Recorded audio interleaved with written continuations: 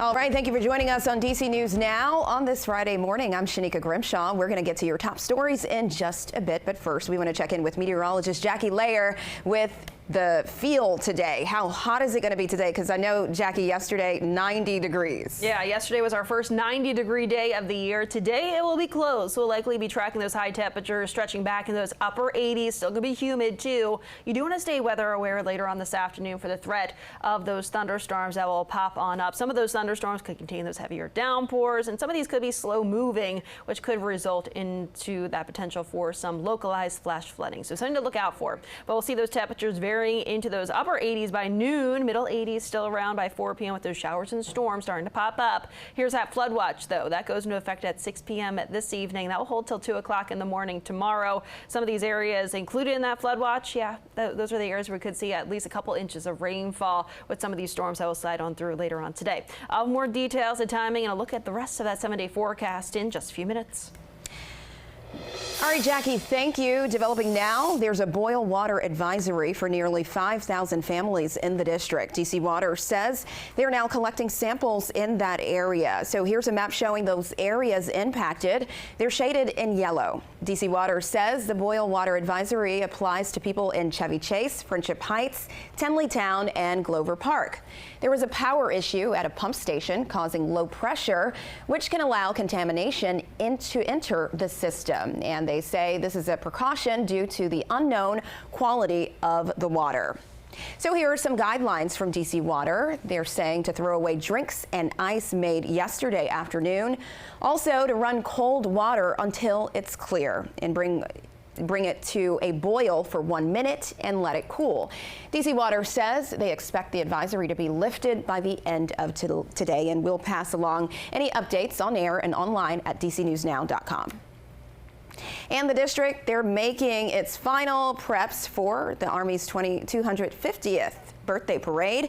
Many road closures and parking restrictions you can see right there now in place. Now take a look at this map showing all the road closures you can expect to see if you plan on driving into the district. DC officials say they're expecting thousands of people to attend Saturday's parade, and DC Mayor urging visitors and residents to listen to recommendations made by officials.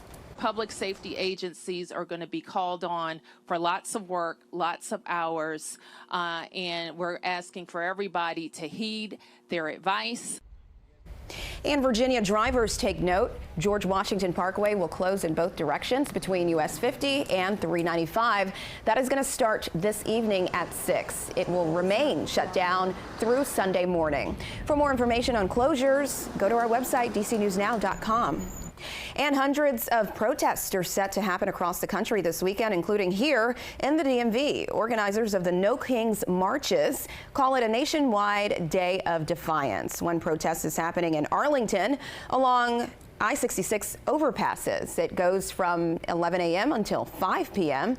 And this same group protesting earlier this year to denounce the president and his former advisor, Elon Musk. And in the district, there's controversy in D.C. over a street being pretty or protected ever since DDOT removed the barriers from some bike lanes in a Northwest neighborhood. Bikers in the Palisades says it will make using Arizona Avenue more dangerous. DC News Now's Daniel Hamburg tells us why DDOT made the change. Protected bike lanes are a big reason Nathan Barber ditched his car and bought a cargo bike. I was like, great, I take my son to school and back every day using the lane. I do grocery shopping for our family of 5 up the lane every single, I'm on a daily. But in testimony Tuesday, DDOT Director Sharon Kirschbaum said the protected bike lanes on Arizona Avenue from Loughborough Road to MacArthur Boulevard are going away. Today, it has very little usage because it doesn't take you anywhere. It takes you to a trailhead that is not bike accessible. Neighbors disagree with that assessment. I use this every day. For exercise and for commuting with these awesome scooters. As Arizona Avenue gets resurfaced, the barriers aren't going to be replaced. The concrete blocks and flex posts are, I think there's very few people that are a fan of how those look aesthetically. Aesthetics, there's no other reason given because there's no other impact of the lanes. DDOT plans on painting 5-foot wide standard bike lanes in both directions. One along the curb on the north side and one adjacent to parked cars on the south side. Barber isn't happy about the decision. You think I'm going to have my son ride up this bike lane with just paint? Paint isn't infrastructure. It doesn't protect anyone. And Kirschbaum says once the Capitol Crescent Trail is done, which is more than a year off, they can revisit protected lanes on Arizona Avenue.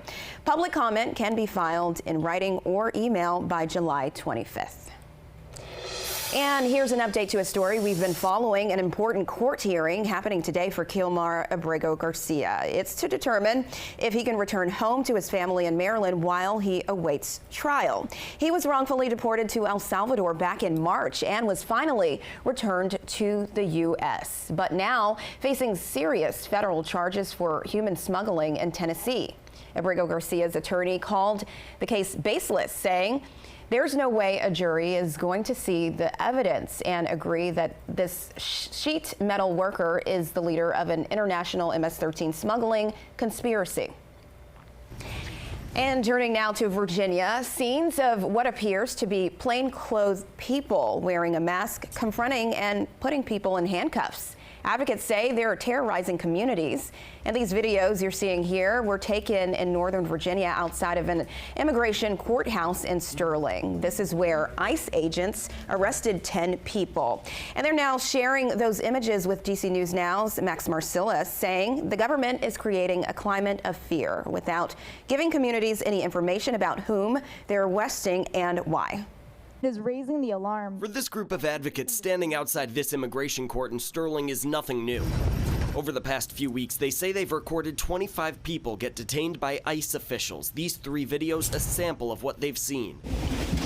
And now a new look from ICE, sharing 2 new videos of people being detained inside the courthouse. ICE saying Wednesday 10 people were arrested for immigration violations. Instead of being met with dignity and due process, they are being detained. Advocates saying these incidents are damaging trust. Part of the purpose is to terrorize our communities and make them less likely to cooperate with processes like showing up for immigration court, which then puts a target on their back to be deported. All the while, it's gotten tense outside the courthouse. You, back up. As advocates continue to record and this agent pushes them back, then appears to grab the phone out of the filmer's hand. This is public property. No, it's not.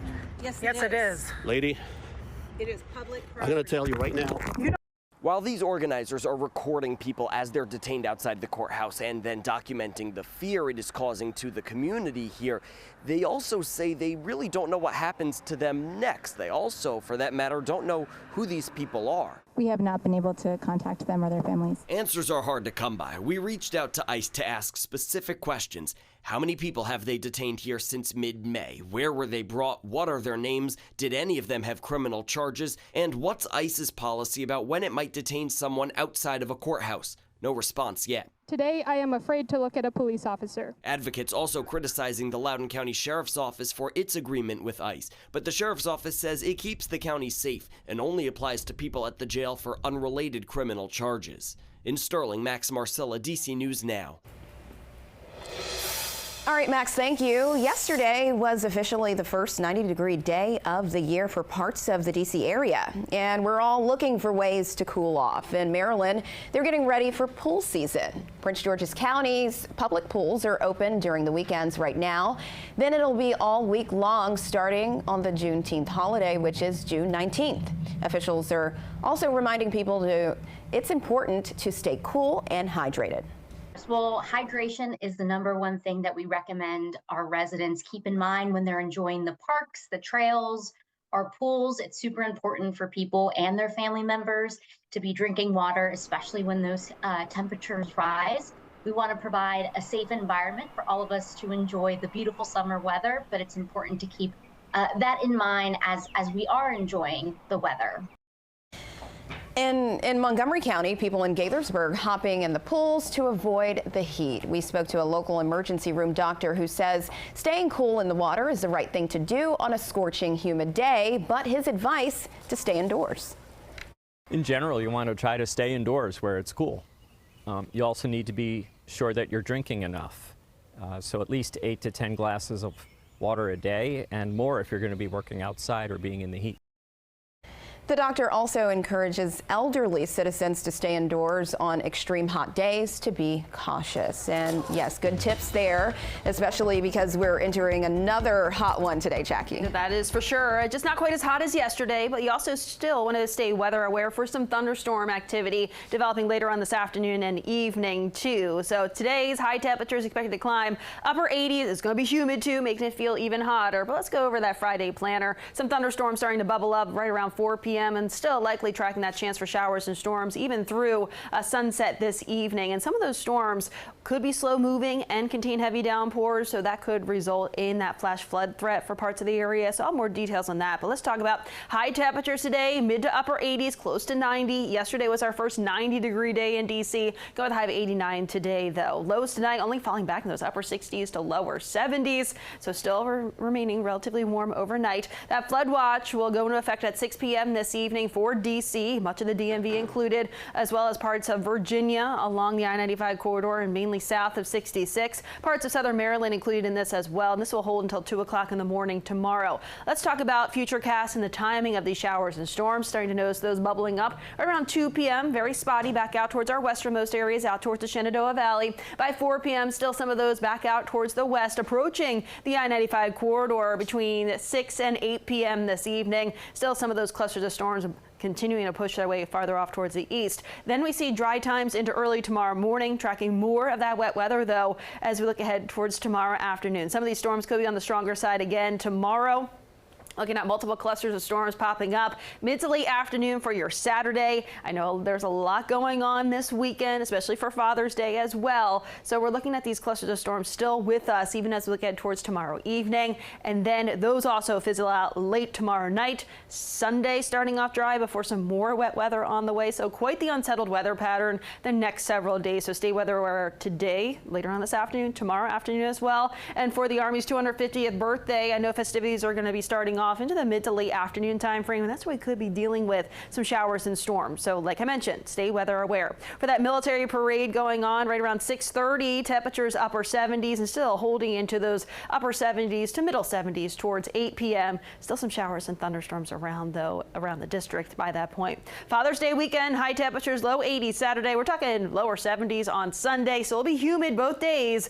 But like I mentioned, stay weather aware for those showers and storms all weekend. And then as we look ahead towards the start of that next work week, still looking quite stormy out there with some showers and storms. Eventually heating up, though, right near 90 Wednesday, right around 90 by next Thursday.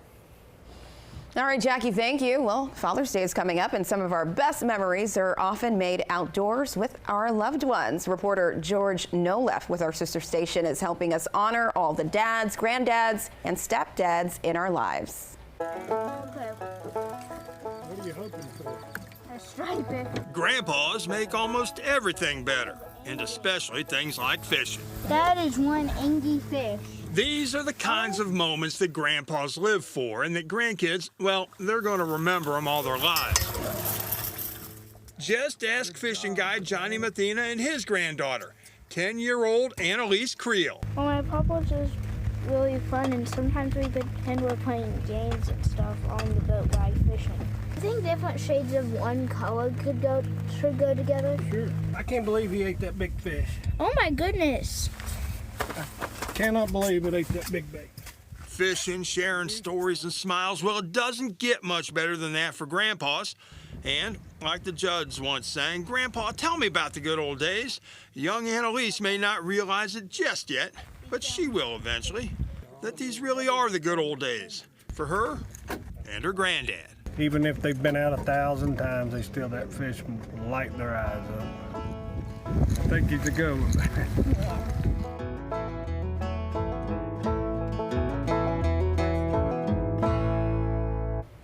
Looks like good times there. Well, that's all the time we have for you this morning on DC News Now. Be sure to stick around for more news and weather coming up on the news at noon.